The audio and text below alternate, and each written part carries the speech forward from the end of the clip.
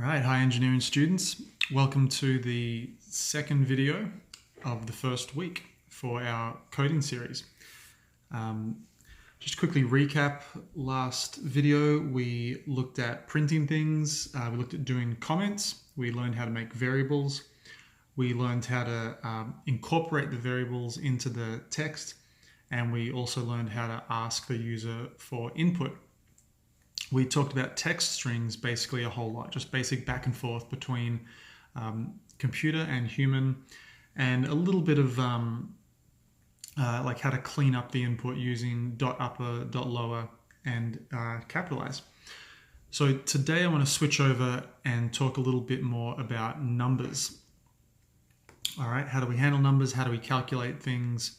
There are a lot of similarities and some differences as well. So the first thing I want to mention right from the start is that there are some different types of input in Python. Okay, so we have, let's talk three main ones. We have strings, and we have integers, and then we have floats, or not sure actually what the exact full name for that is, floating numbers. Strings are when we have text, okay? It's only text. It can't really be like calculated in any way. It can be analyzed in a lot of ways, but it can't be run for the most part through numerical calculations. Integers don't have any decimals or anything like that. They just have to be whole numbers. Okay, they can be negative or positive. And then floats, that is probably the only word here that might be a little bit, tricky or unfamiliar. So these are numbers with decimals, okay? So anytime you want to talk decimals, you have to use floats or floating numbers. I should have really looked that up as to how to say that properly, but you'll see what I mean. We'll handle that naturally as we go through today. So let's look at some simple things. We want to, do basic calculations. So let's say that you want to print something. Okay, let's do this. Let's say you have a number. So see, I just create a variable, and let's do like 10. Then you'll have another number, num2. Let's call that 5. Okay, so I just created two variables, num1, num2, and assigned them a value of 10 and 5. We did all this last week. If that's confusing, you may need to review that video. And now I'm going to print, I'm going to work with these two numbers and print some things. So let's make this real simple first. Let's do num1 plus num2, and we can run that. And we get a result of 15. Okay, no surprises there. It took the first one and it took the second number, it added them together, and it made 15. You can do, obviously, anything that you want here, by the way. Of course, you can do copy and paste, Control C, Control V. Let's do a few different things here. Actually, I'm going to do a couple more again. All right, so we got plus, minus. Now, if you want to do times in Python and in a lot of computer languages is done with the asterisk. Now, that may come as a little bit of a surprise if you haven't done coding before, but the asterisk is multiplication. Let's see if I can do this. Can I? Oh, yes, good, I can. Okay, I can put a comment there, even at the, insert that into a line, and it still won't be recognized. That's just a note to me and to you. That's another way to do comments. We'll do division. Division is done with the like the forward slash symbol. Okay, think of think of a fraction bar. That's what that is meant to represent. Now we have a few other things as well. And now I'm actually wondering, no, it's fine. Okay, let's do this one. I'm going to leave this for now, actually. Let me comment out that line so it doesn't activate. This one here, this is how we do to the power of, okay? As in like exponents. So if I do number 1 and then I do star star number 2, that means, in this case, 10 to the power of 5. Okay, 10 to the power of 5. Now that one might be hard to remember because a lot of the time with computers we use the caret symbol, the little arrowy thing kind of pointing up, but not so we use these two. Now let's run this and make sure everything is going correctly. We should see 15, 10, 50, let's see, 2, and then 10 to the power of 5 is going to be 100,000. There we go. 15, 5, 50, 2, 2.0, and 100,000. Now one result here sort of stands out. That 2.0, it's the only one where we ended up with a decimal. And so again, in Python, that just converted that to a float. That was a division operation. And so if I understand Python correctly, it's going to naturally, after division, always switch over to a float as an answer. And that is going to make a lot of sense because division often results in messy decimals. Like let's picture I do something a little weirder. Let's put in 3 for that. I should now have 13, 7, 30, 3.33333, so on, and then 1,000. There we go, look at that. And again, we have kind of a weird result here. We got 3.333, so on, and then it ended up with a 5. Don't ask me to explain why that's a 5, but enough to say that what goes on inside a computer's brain, this even happens in like Excel and in calculators and things, it sometimes is running according to some funny kind of algorithms. Sometimes the decimals way down the line can get a little bit messed up. So computers should be trusted to an extent, but you have to understand their limitations as well. It's a limitation of how they have been programmed to run. And this is an example of that. We would never write that, but the computer decided that's how we're going to truncate it according to whatever algorithm it is running. Again, don't ask me to explain that because I don't think that I could, though I have looked into this before. Okay, the only other one I'll do, I'm going to add it back in now. The other operation, and by the way, I've said this before with Python, you can have spaces or you can have no spaces. It's very much up to the kind of like visualization of it. Personally, I think it's way clearer to leave the spaces. The other operator that we use for math things is the percent symbol. Now, strangely, the percent symbol has nothing to do with percentages. If we click run, look at what we got. Now look at our variables. We got 10 and 3. And by the way, I'm just going to make my text. If you want to make your text bigger, I realize you can go to the settings and you can go to large. Look at that. I'm going to do that. It's a little easier to read as opposed to zooming in the browser. And also, if you don't have things you want to do over here, you can make this a little smaller, and that gives you a little more room to see what you want to see over here. I better make sure my photo, here, let's move me. That'll probably, there we go. That should stay out of the way.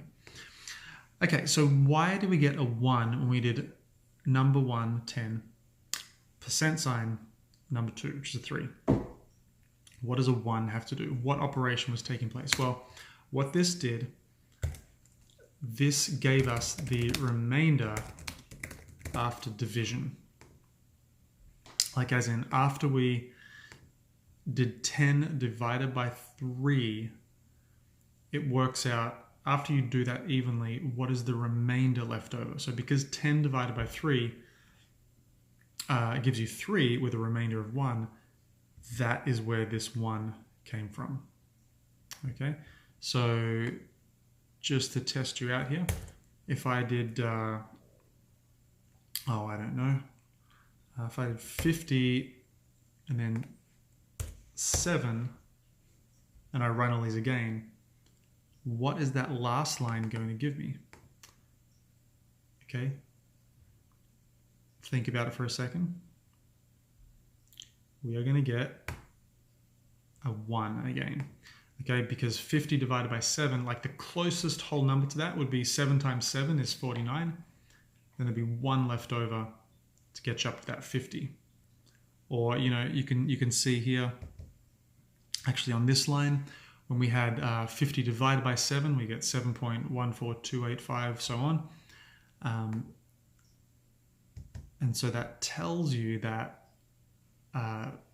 you get 7 sevens going into 50 evenly, and then you have 1 digit left over. It's a little bit like how back in middle school you would actually do like your long division, have the remainder left over. That is what is being generated here. Now, I don't know exactly how useful that is in most operations, but if you ever need to do it, you've got it there. So please write down in your notes. You should have your notebook out and running as you do this.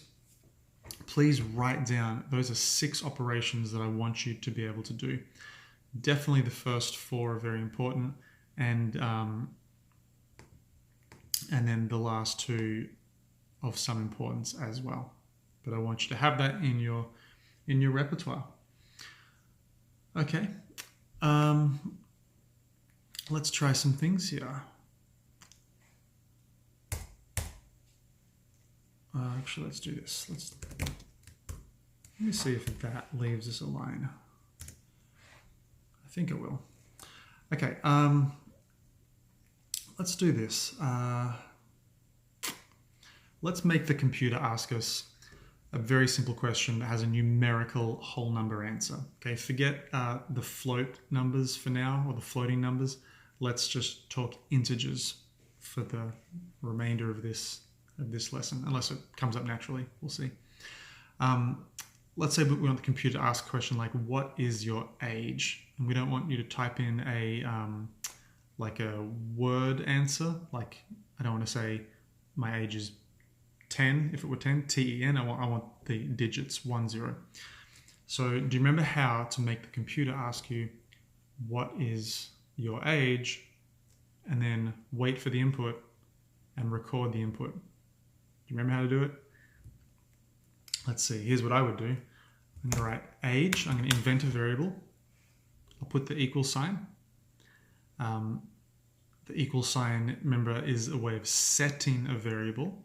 We're going to see later on there's another way to do an equal sign, which is used for a different purpose. That'll be in next week's videos.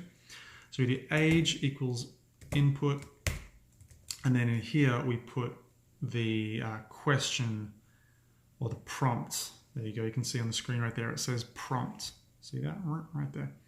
What's the prompt that we're waiting for? Let's see. Sorry, I'm just reading this. This is always interesting. Yeah. All right, here we go. So we're going to say, what is your age? Remember, always like to put a space or even a double space there. And that is going to drop the answer into the variable called age. Pardon me.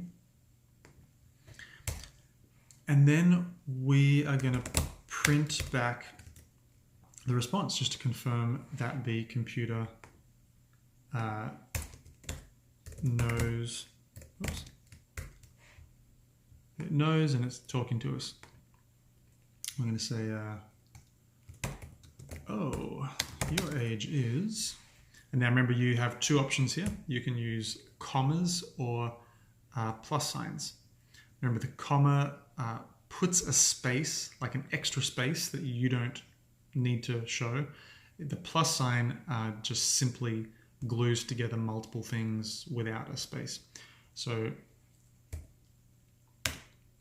let's see if we can do this. oh, your age is age. And you see what this is doing here? See, we get this little neat highlight effect. It highlights any time the word age appears as a string. It doesn't show it where it appears in the text, by the way. We're just interested in any other variables which are in the black color. So, oh, your age is age. So I put the comma because I didn't put the extra space right here. I'll let the comma do it for me. Let's run this and see what happens. Oh, good. So print, open, close, without doing the quote signs, still puts the extra line that we want. That's good to know. I am learning a little bit of this as I go, by the way. I've done this for years, but I'm always learning, always remembering. You might have picked up on that. My age is 37. Oh, your age is 37. Great. Again, oops. Ooh. Alternate way of doing that. Oh, your age is this age.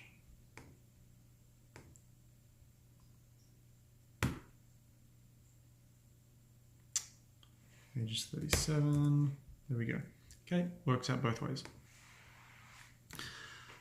Now, let's try something a little different though. Yeah, I'll get rid of one of those. By the way, there is a way, let me teach you something else quickly here too. There is a way to, I might just pop it in. I think it's \n, is that right? Let's see if this works. What is your age? No. Hold on. Is it /n? Sorry, let me just try this here. No. We might try that another time. There's a little trick that you do. Here, let's try it out here. Where's that help file? There we go. Looks like \n actually puts you to a new line. Let me just show you this quickly. I'll quickly teach you this and then, okay, let's see if that works. What is your age? 37. Okay, you see that? If you ever want to jump to a new line quickly, you can add this to your notebook. If you ever do \n, you don't even need to break the quotes or anything. If it sees \n, see how it highlighted it red, it automatically jumps down the line. I may try to use that today. I was trying to use it last week and I had forgotten what the command was. But okay. In fact, here's what I could do. If I put it right here. Oh, maybe it has to be in the quotes. Okay, forget what I'm doing here. I'm just messing around. Okay, so we could do this as well. In 10 years, your age will be, and then we're going to do this. We're going to say age plus 10. Okay, forget all that. Notice here that an integer comes up as green. So do you see what I'm trying to get at? Let me move this over. There we go. I'm trying to quickly add on something using this obvious addition operator. I'm adding 10 years onto my age, and I want the computer to tell me that. Let's try running this and seeing what happens. What is your age? 37. Now, my code is almost correct, but there is a little itty-bitty problem. And this gets into what I started this lesson talking about. In Python, we have strings, integers, and floats. Now, when you run an input command, like we did here on line 15, when you do that, even if you type in digits like 37, Python is still going to receive that not as an integer, but as a string of text. Okay, like it is integers, but it's not taking them as things with numerical value. It's not taking 37 as as like having the place value of 37 objects, count them. It's taken it simply as a little string of text that happens to be a 3 then a 7. I could run this and it could say what is your age, and I could say 20, like in words. It doesn't know how to add on a 10 to 20 because we kind of understand that when it gets to line 19, how does the computer know that the word 20 has a value of 20 things and that it should add 10 more to them? It doesn't, because that's a word. It's a word of text. But see, what's happening is that even when I type an actual number like 37, it still is receiving that as text. I hope I'm making sense here. It is a string of text, not a number with place value. But what we do is if our string of text is only made up of digits, like the 37 was, we can actually take that, and the easiest way to do it is this. This is going to seem a little complex at first, but I'll do it and then explain it. I add a little bit to my command on line 15. What this does, you can actually read it right there in the gray. Okay, these help files are actually, sometimes they're a little bit I don't know, dense, but they can be quite helpful. As it says, it converts a number or a string to an integer. Okay, and if it's a floating point number,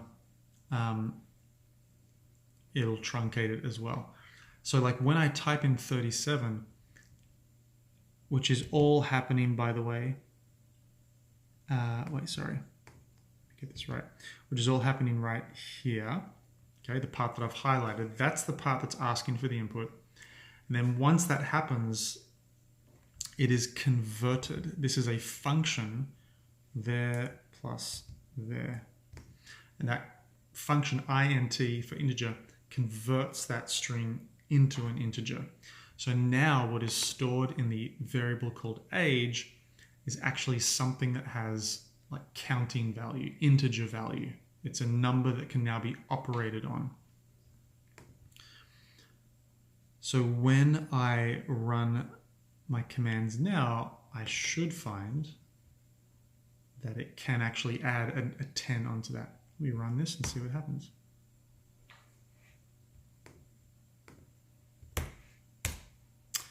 Okay, we have another error here, and it's telling us what to do. Again, it's very wordy, but it is trying to help you out. So let's read this through. It says, what's the type of error? Well, first of all, it tells you where it is on line 9. See that line 19, which is very helpful. It says, look at this line. It tells you what the line is. This line, in 10 years, your age will be age plus 10. What's the error? You can only concatenate string to string. Look at this. You can only concatenate string to string. Now, what does that mean? Well, I'll tell you what it means. Concatenate is a fancy word for joining things together. We use either commas or pluses to do that. I've showed you that. That is called a concatenation. Okay, so I might even just put this down as kind of a vocabulary word here. Oops. To concatenate means to join things together. And that's a very common word in computer science and in programming. You find the same thing in Excel, for example. Concatenate, just sticking things together. But it's saying that we can only concatenate strings with strings. So on it's line 20 now, I added a line. When it says in 10 years, your age will be, that in red, that phrase, that is a string. And I can only join, see with this plus sign, I can only join strings and strings together. But what's being generated here, age plus 10, that is not a string, that is an integer. So it can't mix the two. It can't mix the string here with the integer that's being generated here. Okay, it just cannot do it. It's not something that the program is capable of doing. So the way around this is kind of the reverse of what I did up here. In the same way that I took a text string input and I forced it to become an integer, down here, I need to take my integers that I'm messing around with, that I'm adding numbers to, whatever I want to do with them, and I need to turn it back into a string. And it's just as easy to undo that. Whoops, str. You see it's also, looks like green, a little hard on my screen to see. Looks like green, just like the int command was green. And when I run this, now my program works. I think I would have rather put a, just add a little period at the end there. I like to be grammatical. Come on. Whoop. What's happening?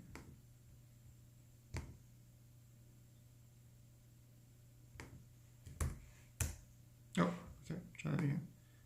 We got a little stuck there for a second. That'll happen. Okay, there we go. Now it looks grammatical. So once again, to recap here,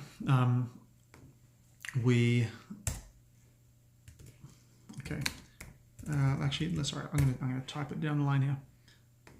So in this line here, we forced a string input to become an integer value, okay, using the int command.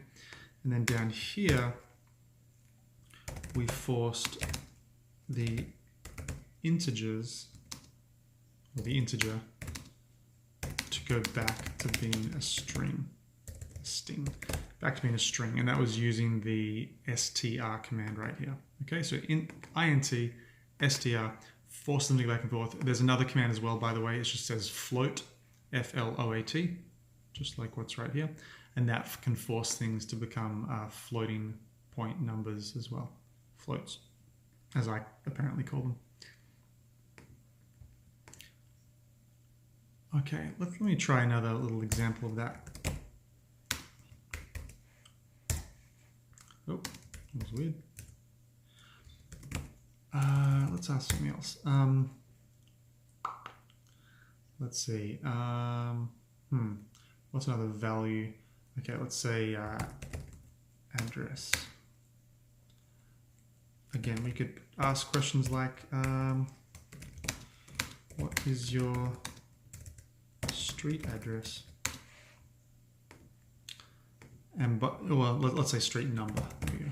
What's your address number? What am I trying to say? You know, like the number in the front of your house. What is your address number? And I could, let's do this. Let's get past that. What is your address number?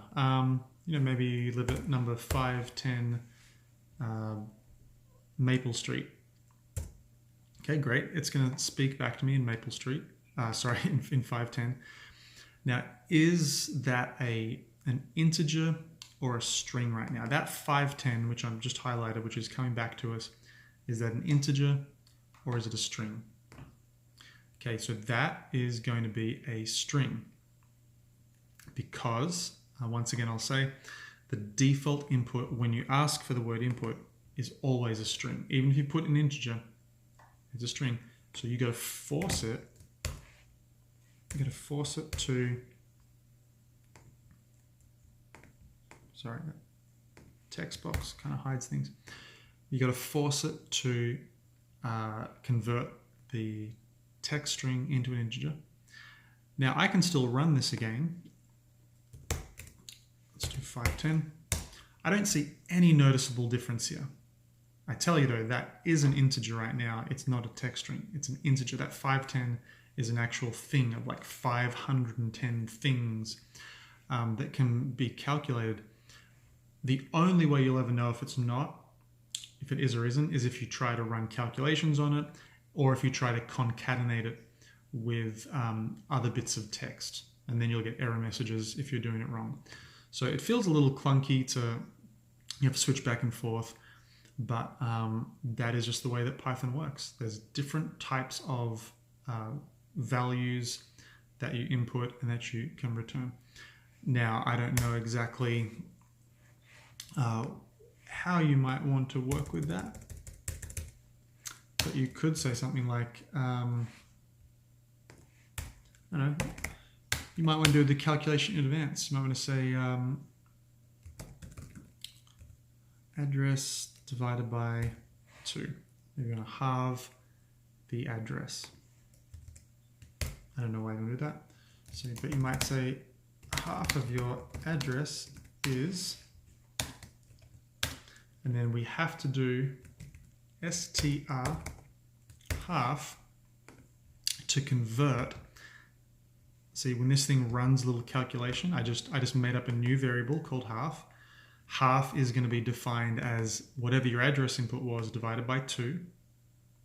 And it's going to put it into here, but because I'm concatenating it with the plus sign with some text, I have to turn it back into a text string using that command. Okay, this is exactly the same as what I did here. I'm just showing you how you flip back and forth, and once you get used to this, you kind of do it without thinking.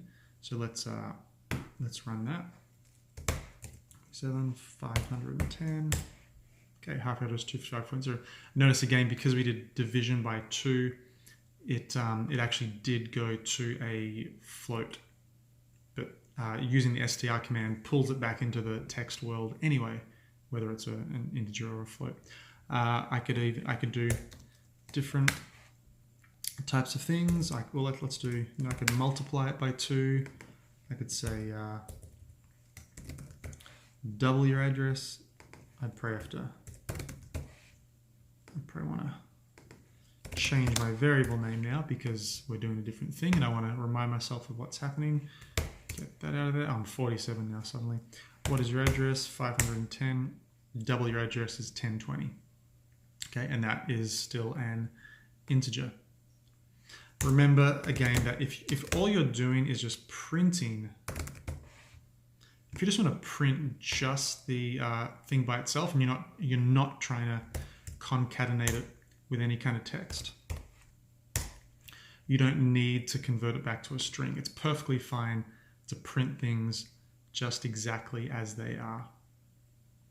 Okay, let's do one more little thing here before I give you your assignment for the week. Actually, you know what? There's one more command I wanted to go through today. This one's kind of a standalone. It doesn't fully mesh with what we've been doing, but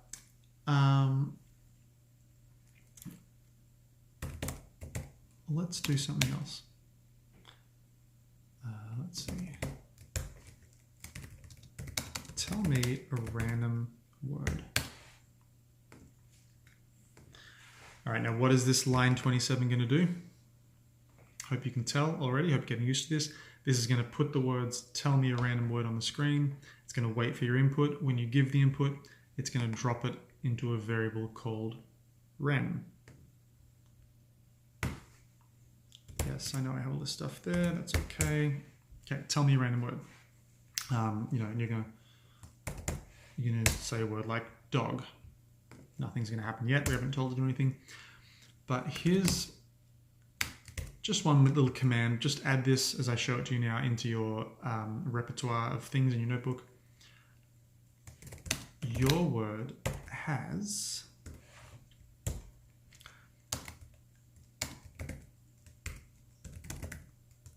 and look what we can do.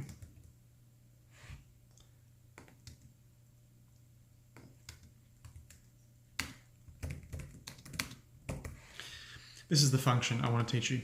LEN stands for length. If I click on it, do I get a little help file? Come on. There we go. Returns the number of items in a container. If you have a piece of text, that is your container. The number of letters of text is what it's counting. So this is going to tell back to me, your word has, and it's going to give me a number, letters in it. So if I run this, Actually, I think there's going to be an error, but let's see. One thing at a time. Tell me a random word. Dog. Ooh, error. It's the same error again. We can only concatenate strings to strings. When you use this function that I'm showing you now for the first time, ling for length, that's going to generate an integer. In fact, you can see that in the help file. See the little arrow that says int? It's producing an integer. So we just have to make sure that we turn that integer into, into a string of text so that it will play nicely with other strings of text. What is your age? What is your address number? Not my real address number, by the way. Tell me a random word. Kitty cat. Your word has 8 letters in it. Okay, so there's another little trick. The length of a string of text. All right. Let's do one last little thing here.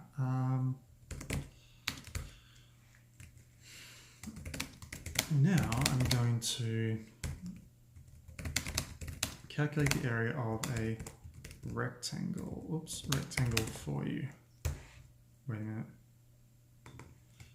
For my next trick, I'm going to calculate the area of a rectangle for you. So this is going to be a little calculator, which is going to take some inputs and it's going to do some math and then give you the results, blend it with some text. I think I can do this. Let me do the backspace N trick. There we go.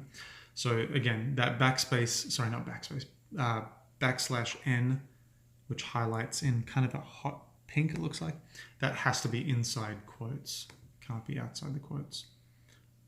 That's another way, instead of me typing print to make all these white spaces, that's another way to quickly generate a white space in between lines. You'll see what I mean. And here's how this is going to work. Let's do input. Tell me the length of the base of the rectangle. There's that extra space. And I'm kind of relying, by the way, on the fact that the user is going to type in some numbers. I'm hoping they're not going to type in like 8 inches, or they're not going to use the word 8, E-I-G-H-T. So I'm sort of relying. Sometimes it's wise to actually include the instructions in the text, like say, use integers only or whatever. There are ways to clean up the input as well sometimes. But in this case, oops, I'm really hoping that they just type in an integer. And what I will do is I will take their text input. Remember, that's always by default. And I will force it to become an integer. I'll do the same thing for the heights. And you know what, let me save some time. Control-C, Control-V. Tell me the heights of the base of the rectangle. Great, they're going to do that. I might just insert a little line here. That's odd. And now I'll do this. Okay, there's 2 ways I could go about this next. I can either spend a line of code doing the calculation in advance. I can do base times height. That's one way to do it. I dedicate line 34 to making the calculation before I do any text. The other way to do it would be to do the calculation just right there in the middle of the text string that's going to come up on line 35. Personally, I think it's a little cleaner to have the calculation by itself in advance. Otherwise, if very complex things are happening, it can get pretty lengthy. I like seeing the little chunks that happen, and having extra lines doesn't make the program run longer or slower in any kind of appreciable way.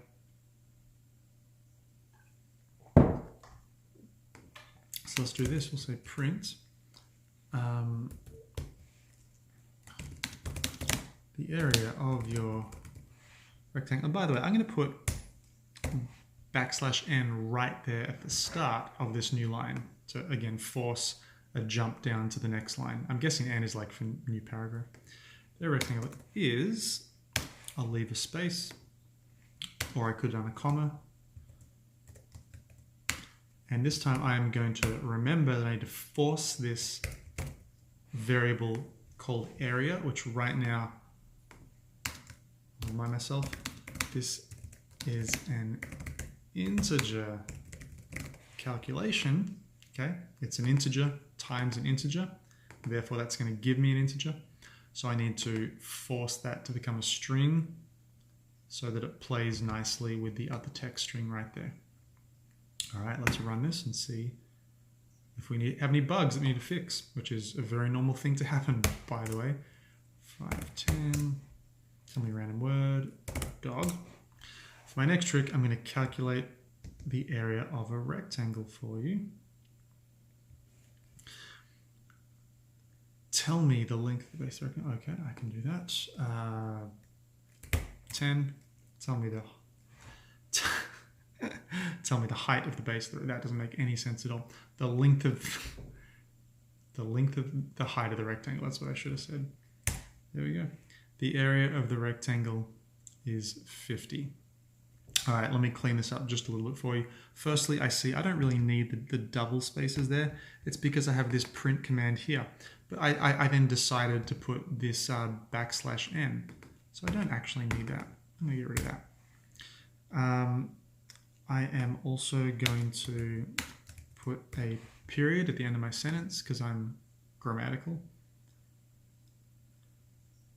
Tell me the height of the rectangle. That's what I want.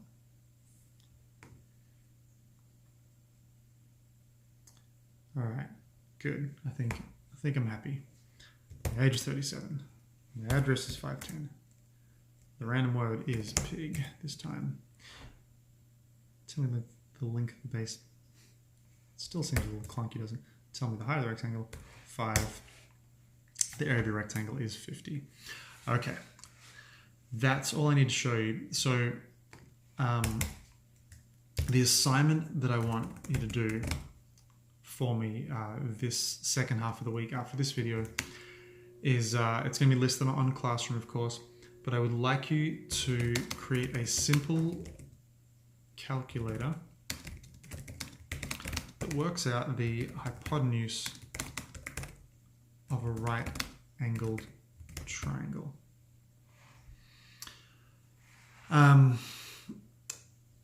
One thing that you'll need to be able to do this, when you do the Pythagorean theorem, you obviously need the square root. You need to be able to square things. So when you square things, make sure you use this double asterisk symbol. That will do the power of. You do the power of 2. And then what I'd say is when you take the square root, remember that a square root can be written as to the power of a half, to the power of 0.5. Okay, I'm hoping that you know that. In math, you can either do the square root of 4. Okay, like you could do, well, I don't know what to type here. How do I do a square root symbol? I can't. You know what I'm saying? The square root of 4 gives you 2. But also, 4 to the power of 0.5. Okay, something the power of 0.5 also gives me 2. Let's just make absolutely sure that's going to work for you.